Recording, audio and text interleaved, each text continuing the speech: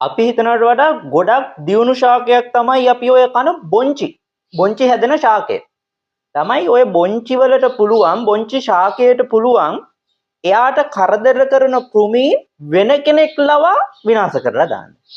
හරි. එයා සම්බන්ධ වෙන්නේ නැහැ වෙන කෙනෙක්ට කියලා එයාට කරදර කරන අය ඒ කට්ටියලව විනාශ කරලා දානවා. ඔයාලා හිතන්නකො ළමයි බොංචි ගහක කොළ කණ්ඩ පොඩි දැලඹුවෙක් එනවා කියලා. ඔන්න ඔය වෙලාවට බොංචි ගහේ කොළ හපද්දී බොංචි ගහ විසින්ම කාබනික රසායනික සංයෝගයක් ඒක වාෂ්පශීලී නිපදවලා වාතයට මුදා හරිනවා. ඊට පස්සේ අවට වාතය පුරාම ඔය කාබනික රසායනික සංයෝගය පැතිරිලා යනවා.